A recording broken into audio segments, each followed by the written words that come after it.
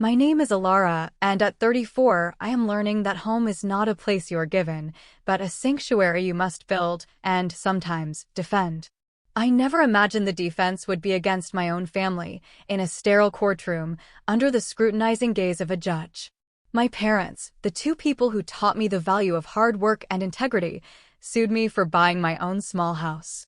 They believed the fruits of my labor, the result of a decade of quiet discipline and sacrifice, rightfully belonged to my younger sister, Serafina.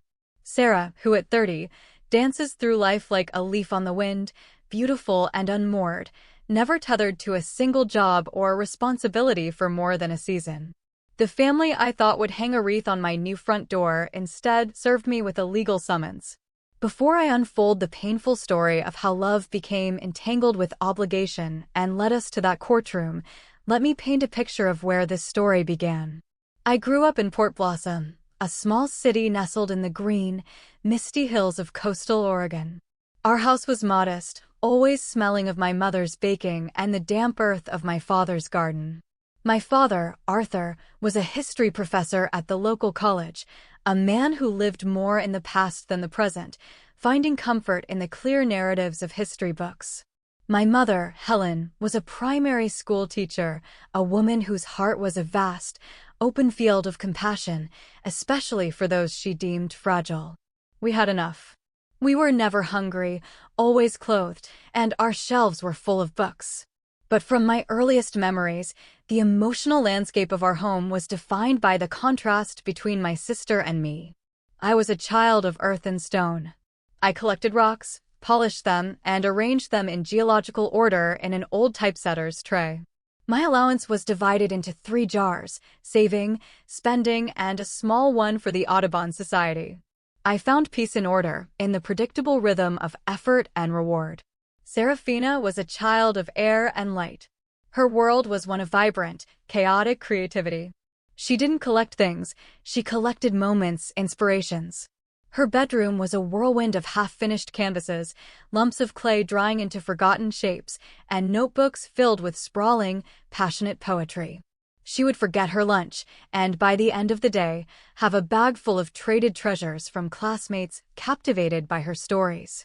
When she accidentally set fire to the kitchen curtains trying to dry flowers with a candle, my mother held her while she cried, saying, "Oh, my poor, creative soul, you just see the world differently."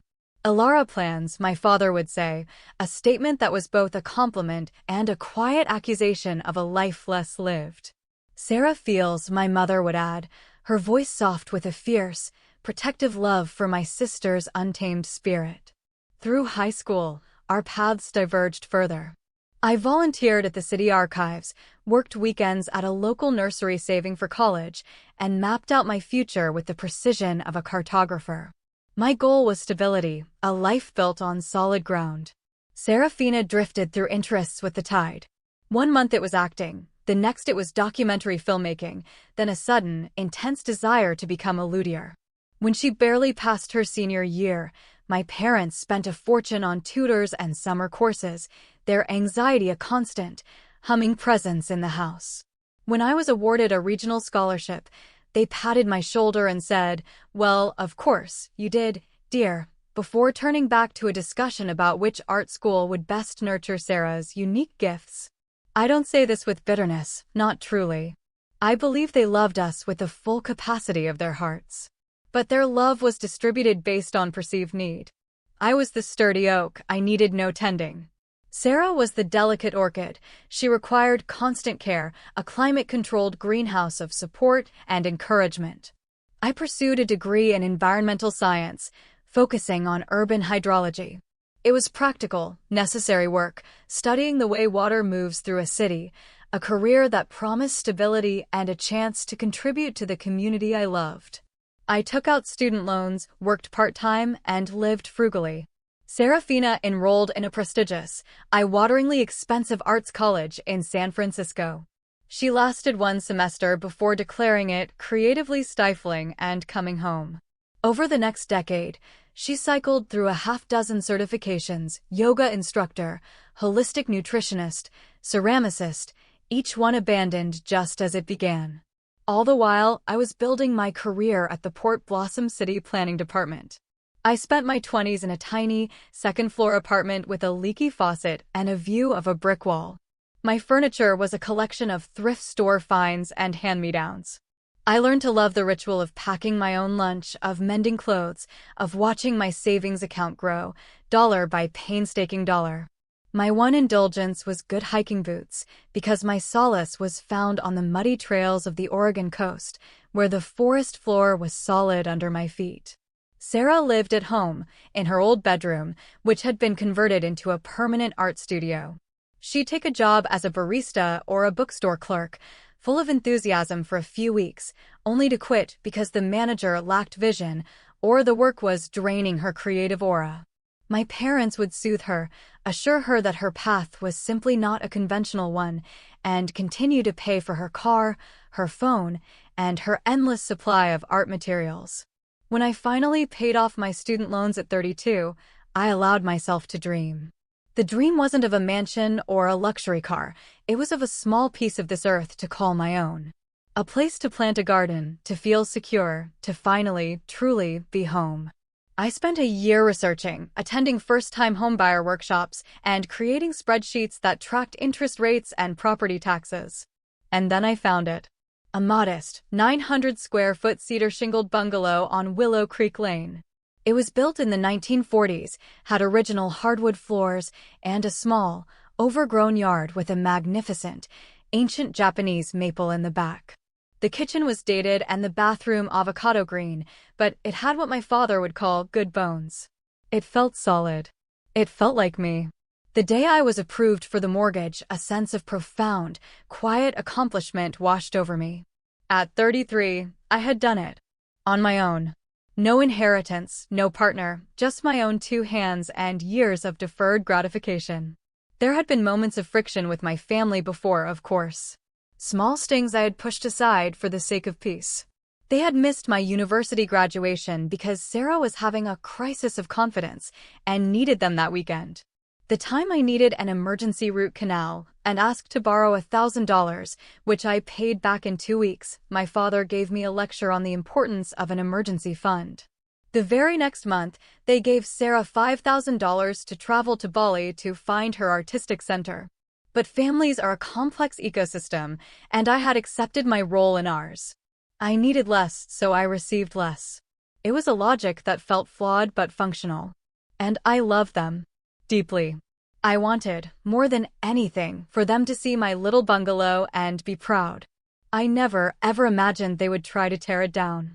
The day I closed on the house was a classic Oregon day in May, a soft, persistent drizzle that made the green of the world almost painfully vibrant.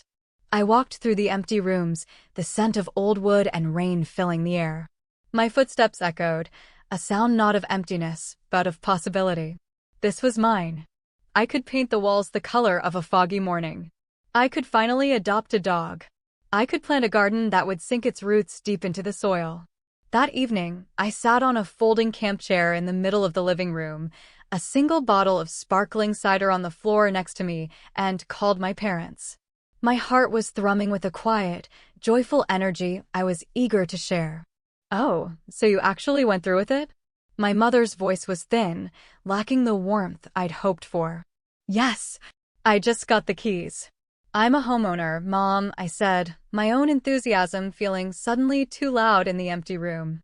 "That's nice, dear. How many bedrooms did you say it had?" 2. "And a small den I'm going to use as an office." "That's a lot of space for one person," she said, and there was an odd, calculating note in her tone that I couldn't quite place. My father came on the line. His questions were a barrage of practicality. "What's the roof situation? Did you get a full seismic inspection? What are the property taxes running in that neighborhood?" It felt less like curiosity and more like an audit. Still, I pushed my unease aside and invited them for dinner the following Saturday. "Bring Sarah, too," I added. I wanted this to be a celebration for all of us. By Saturday, I had managed to unpack the kitchen and borrow a card table and chairs from a new neighbor. I made a pot of my best lentil soup, baked a loaf of rosemary bread, and even bought a bottle of good Pinot Noir. I hung a small, hand-painted sign that said, "Welcome," on the front door. They arrived right on time, my parents looking formal and Sarah trailing behind them, scrolling through her phone. I gave them the tour, my voice full of excitement as I pointed out the original glass doorknobs and the spot where I planned to build bookshelves. "This will take a lot of work," my mother commented, running a finger along a dusty windowsill. "The yard is quite sloped. Drainage could be an issue," my father observed, peering out the back door. Sarah drifted through the rooms, her expression unreadable. "2 whole bedrooms," she murmured, more to herself than to me. "Must be nice." The tension was a fifth guest at our small table. I tried to fill the silence with questions about their lives, about Dad's classes and Sarah's latest project. Apparently, she was now exploring interpretive dance. Halfway through the soup, my father cleared his throat, setting his spoon down with a definitive click. "Alara, your mother and I need to talk to you about this house." The gravity in his voice made my stomach tighten. "What about it?" He glanced at my mother, who gave a slight, almost imperceptible nod. "We're concerned about the insularity of this decision. Frankly, we found it a bit selfish." I felt the air leave my lungs. Selfish? How is buying a home for myself selfish? My mother reached across the table, her hand covering mine. Her touch felt cool. "Honey, we always assumed, well, we assumed that when the time came, you would make a plan that included your sister. You've always been the planner." Sarah looked up from her plate, her eyes wide and suddenly focused. "You know I'm not good with all the financial stuff, Alara. You know I need a stable place to create." "What are you saying?" I asked, my voice barely a whisper, though a cold dread was already creeping up my spine. "We thought you'd consult with us," my father said, his tone that of a patient professor explaining a simple concept to a slow student. "Perhaps buy a duplex or a larger house where Sarah could have her own space. A family asset." I stared at them, my mind struggling to process the monumental, unspoken expectation that had just been laid bare. "You expected me to use my savings, my mortgage, to buy a house for Sarah?" "Not for her, precisely," my mother amended, pulling her hand back. "With her. Family helps family, Alara. We raised you to believe that." "I've been working for 10 years, I said, my voice shaking slightly. "Living in a tiny apartment, driving a 15-year-old car, carefully saving every spare dollar. Sarah has been living rent-free, with her expenses covered, while she finds herself."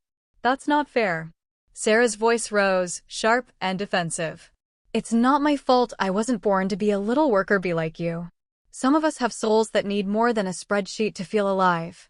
There's nothing wrong with being a worker bee if it means you're responsible for yourself," I shot back, the heat rising in my cheeks. "And this is my house. I earned it." My father's expression hardened. "Your sister needs a foundation, Alara. You're in a position to provide that. It's your responsibility as the older, more fortunate sister." "How is it my responsibility to provide a foundation for a 30-year-old woman?" I asked, genuinely bewildered. "Because you can," Sarah said, her voice cracking. "You don't need all this. You'd be fine in an apartment. I'm the one who's struggling." "You're struggling because you choose to," I said, my patience worn down to a thread. "I've offered to help you with job applications, to connect you with people I know." "We're not asking you to give her cash," my mother interjected, her tone placating. "Just to share what you have. You could put her name on the deed, let her live here and contribute what she can." "And who would pay the mortgage? The insurance? The property taxes? The new roof it's going to need in 5 years?" I asked, my gaze sweeping across their faces. The silence that followed was heavy and damning. "That's what I thought," I said, my voice flat. "You expect me to finance her life indefinitely, just in a new location." "You're being cold and materialistic," my father said, pushing his chair back. "Sarah has gifts that can't be quantified on a bank statement. Not everyone is meant to fit into your neat little boxes. I'm an environmental analyst, Dad. I help the city manage stormwater." "It's hardly a box." "You know what I mean," he dismissed. "You've always been good at systems. Sarah is an artist. She needs support." Sarah was crying now, fat tears rolling down her cheeks. "I knew you'd be like this. You've always looked down on me because I couldn't be perfect and organized like you." I took a deep, shuddering breath, trying to anchor myself. "I don't think I'm better than you, Sarah. I think we made different choices. My choice led me to this house. Your choices have led you somewhere else. So you're just going to hoard your good fortune all to yourself? My mother asked, her face a mask of disappointment. It's not hoarding to keep what you've earned, I said, my voice finally firm. What's selfish is to expect someone else to hand you their dream because you didn't feel like building your own. The evening disintegrated after that. My father accused me of having a failure of empathy. Sarah sobbed that I had never truly loved her. My mother lamented that she had failed to raise a daughter who understood the meaning of family. They left, the new front door closing with a jarring thud that echoed in the empty house. I sat alone at the card table, the uneaten soup growing cold, the celebratory wine unopened. The little bungalow, which had felt so full of promise just hours before, now felt vast and hollow, its walls echoing with their accusations. Had I been selfish? Had I misunderstood the very definition of family? As I mechanically washed the dishes, my own silent tears mingling with the dishwater, I wondered if this house, my house, would ever truly feel like home. The weeks that followed were shrouded in a thick, uncomfortable silence. My texts to my parents received curt, one-sentence replies. My calls went to voicemail. Sarah blocked me on social media, but not before posting a series of poems about the tyranny of the practical and sisters who build walls instead of bridges. I poured my hurt and confusion into the house. I tore out the old carpets, revealing the beautiful fur floors beneath. I spent hours sanding them by hand, the repetitive motion a balm for my frayed nerves. I painted the living room a soft, misty gray, the color of the Oregon sky just before dawn. I began to till the soil in the backyard, pulling up weeds with a vengeance, preparing the ground for a garden. The physical labor was a welcome distraction, a way to create something beautiful out of a situation that felt so ugly. About a month after the disastrous dinner, my Aunt Carol, my mother's sister, called me. "Elara, honey, what is going on? Your mother is telling everyone you've turned your back on the family, that you bought a big house and won't even let poor Sarah have a room." My stomach churned.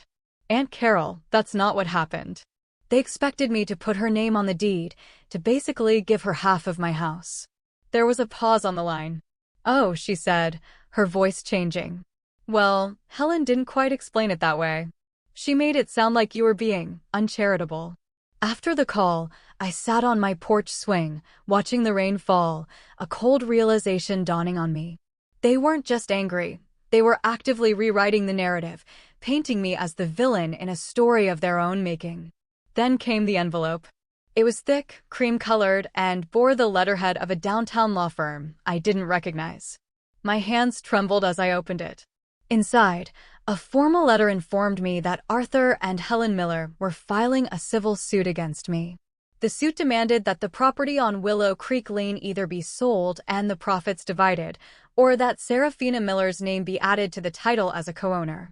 It cited an alleged long-standing verbal agreement that my financial success would be used to establish a family home for both daughters, and claimed that their past financial support, birthday gifts, the occasional few $100s for car repairs, was an investment toward this shared future.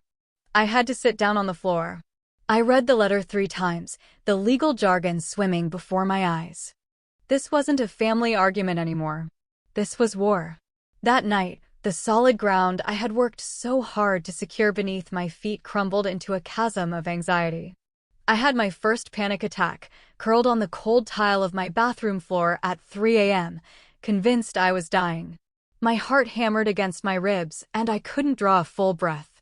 When it finally subsided, it left me utterly exhausted and more frightened than I had ever been in my life. The next day at work, I was a ghost. I misfiled a crucial geological survey and stared blankly at a zoning map, the lines blurring into an incomprehensible web. My supervisor, a kind man named David, called me into his office. "Elara, you're one of my best analysts. Something's wrong. Talk to me." I broke down and told him a condensed, professional version of the story. He listened with a deepening frown, then immediately approved a week of personal leave. "Go," he said. "Get a lawyer. You can't focus on floodplain analysis when your own life is flooding." His words, and the kindness behind them, were a lifeline. That afternoon, I called Anya Sharma, a lawyer a colleague had recommended. Her office was in a restored heritage building, filled with plants and natural light. Miss Sharma herself was a calm, poised woman in her 50s, with intelligent eyes that seemed to see right through my anxiety to the core of the issue. I laid out the story, the legal notice, the history of my relationship with my family. She listened intently, taking notes, her expression never changing. "Let me be direct, Alara," she said when I had finished. "Legally, their case is exceptionally weak. Verbal agreements concerning real estate are notoriously difficult to enforce, and the claim that gifts were actually an investment is a significant stretch without any documentation. However, she held up a hand. That doesn't mean this will be easy or painless. They have initiated a legal process, and we must respond with diligence and strength." "What happens now?" I asked, my voice small. "We file our response. Then comes the discovery phase, where both sides exchange evidence. Given that this is a family dispute, the court will almost certainly order mediation. If that fails, it will proceed to a hearing." She named her hourly rate, and I felt a fresh wave of despair. The cost of defending my own home would eat into the very savings I had set aside for its upkeep. "I know it's a lot," Miss Sharma said, her voice softening with empathy. "But the alternative is to let them take what you've earned. We can, and will, ask the court to order them to cover your legal fees if we can prove their suit is frivolous." I left her office feeling a strange mix of terror and relief. I had an ally. But the battle ahead was against my own blood. That night, I couldn't sleep. I lay awake, sifting through memories, re-examining every birthday, every holiday, every conversation, searching for the moment when their love for me had become conditional upon my utility to my sister. Had I ever been just Alara, their daughter? Or had I always been Sarah's future safety net? The lawsuit began to poison every part of my life. I lost my appetite. Sleep offered no rest, only nightmares of courtroom battles. At the grocery store, I would see a woman who looked like my mother and feel a jolt of panic. The discovery process was brutal. Ms. Sharma's requests for documents yielded a series of painful revelations. Emails between my parents from months before I bought the house discussed Alara's impending purchase and how to best approach her about her obligations to Sarah. The most devastating discovery was the truth behind Sarah's recent struggles. It turned out her creative pursuits had led her to a high-stakes online art market, a form of gambling where she had been buying and selling digital art, racking up tens of thousands of dollars in debt on multiple credit cards. My parents' recent home equity loan, the one they had told me was for renovations, had gone directly to Sarah to cover her most pressing debts. The lawsuit wasn't just about providing her a home. It was a desperate, last-ditch attempt to solve a financial crisis of her own making, using my life's work as the solution. "They are trying to make their problem your problem," Ms. Sharma said, her voice firm. "This isn't about family values. It's about a financial bailout." The mandatory mediation took place in a sterile conference room at the courthouse. The mediator, a gentle man named Mr. Phillips, tried to find common ground where there was none. My father, stone-faced, repeated their initial demand. I should either add Sarah's name to the deed or sell the house and split the proceeds. "That is not an option," I said, my voice steadier than I felt, Miss Sharma's presence a silent source of strength beside me. "This house is the result of my career and my financial discipline." However, I took a breath, making a final, painful effort to build a bridge. "I am willing to help Sarah find a financial counselor and pay for the first 3 months of a modest apartment rental to give her a fresh start." "An apartment?" Sarah scoffed, her voice dripping with disdain. "I don't want a handout, Alara. I want what's fair. I want a home." "Then you should do what I did and earn one," I said, the words slipping out, sharper than I intended. The mediation devolved from there. Sarah called me a heartless automaton, and my mother started crying, accusing me of destroying the family. Mr. Phillips declared an impasse, and a court date was set. The day of the hearing, I felt strangely calm. The worst had already happened. My family had chosen to see me as an adversary. The court's decision would only formalize a break that had already occurred in my heart. In the courtroom, my parents and Sarah sat with their lawyer at the opposite table. They looked like strangers to me. My father's lawyer painted a picture of a sensitive, artistic soul, Sarah, being crushed by a cold, calculating sister, me, who was hoarding the family's collective good fortune. My mother cried on the stand, clutching a photo of me and Sarah as children, sharing a bucket of sand at the beach. Sarah delivered a tearful, dramatic monologue about promises I had supposedly made in our youth to always take care of her. When it was my turn, Ms. Sharma methodically dismantled their narrative. She presented my bank statements, my work history, my student loan payment records, a decade of my life, distilled into a stack of paper. She presented the emails I had sent Sarah over the years with job opportunities, the offers to help with her resume, all of which had been ignored. Then came the final blows. First, the text messages from Sarah to her friends, which we had obtained in Discovery. In one, she had written, "Parents are going nuclear on Alara to get me into her house. It's a long shot, but I told them she promised me, so they're all fired up. LOL." The judge's expression tightened. Finally, Ms. Sharma presented the records of my parents' home equity loan and the subsequent transfer of over $40,000 to Sarah's bank account, followed by evidence of Sarah's massive credit card debts. "Your Honor," Ms. Sharma concluded, her voice ringing with clarity, "the plaintiffs did not come to this court seeking justice. They came seeking to force the defendant to pay for her sister's poor financial choices. This lawsuit is not only baseless, it is an abuse of the legal process and a profound betrayal of familial trust." Sarah let out a choked sob. My mother stared at her, a look of dawning horror on her face as the full picture of her daughter's deceptions seemed to finally become clear. My father just looked down at his hands on the table. The judge, a woman with sharp, intelligent eyes, took less than 20 minutes to deliver her ruling. She dismissed the case with prejudice, meaning they could never file it again. She called their claims unfounded and their motivations deeply troubling. Then, looking directly at my parents, she granted our motion for legal fees. The defendant should not be financially penalized for having to defend herself against such a meritless action, she stated, her voice firm. The plaintiffs will reimburse Ms. Miller for all reasonable attorney's fees and court costs. It was over. I had won. Ms. Sharma squeezed my shoulder. But as I looked across the aisle at the wreckage of my family, I felt no triumph. I had kept my house, but I had lost my home in a much more fundamental way. The months following the court case were a period of quiet, painful reconstruction. I paid Ms. Sharma with the check that my parents sent, as ordered by the court. It arrived in a plain envelope with no note. I poured myself into my work, my garden, and therapy. My therapist, Dr. Albright, helped me see that I was grieving not for the family I had lost, but for the family I had always imagined I had. "You were cast as the capable one," she explained. "It sounds like a strength, but it's often a burden. It absolves others of the responsibility to consider your needs." I learned to set boundaries. I started with small things, letting my parents' calls go to voicemail and responding when I was emotionally ready. When my father called a few months later to attempt a stilted apology, blaming everything on their fear for Sarah, I listened, but I didn't absolve him. "You are adults, Dad. You made your own choices," I said, my voice calm. It was the first time in my life I hadn't tried to manage his feelings. My house slowly transformed from a legal battleground into a sanctuary. I built the bookshelves I had dreamed of.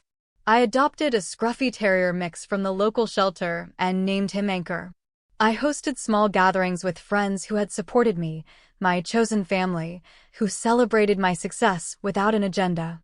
My house began to fill with laughter and the smell of good food, sounds of a life being well lived. One crisp autumn afternoon, nearly a year after the hearing, I received a letter. The handwriting was messy, looping, instantly recognizable as Sarah's. I almost threw it away, but something made me open it. "Alara," it began. "I don't expect you to forgive me. What I did was wrong. I was drowning in debt, and I was scared, and I used you and Mom and Dad to try and save myself. It was a monstrous thing to do. I'm in a program now. For the gambling. I'm working as a receptionist. I'm paying back my debts, $1 at a time. It's slow. It's hard. It's what I should have been doing all along. I hope one day you're happy in your house. You earned it. Sarah. I folded the letter and placed it in a box of memories. It wasn't a magic wand. The deep wounds didn't disappear. The trust was still broken. But it was a flicker of light in a very dark place. It was a sign that my sister, in her own chaotic way, was finally starting to build something for herself. My relationship with my parents is quiet and careful now. We meet for coffee in neutral territory. We talk about the weather, about books, about my dog. We don't talk about the past. Perhaps, in time, new bridges can be built over the chasm that opened between us. Or perhaps not. What I know for sure is this: home is not four walls. It's the profound, unshakable sense of peace that comes from respecting yourself. It's the strength to build your own foundation and the courage to protect it, even when the storm comes from the place you least expect. It is the quiet joy of sitting in a room you have earned, with a dog at your feet and the knowledge that you are exactly where you are supposed to be, solid and secure on your own small piece of the earth. If my journey has resonated with you, I hope it serves as a reminder of your own strength.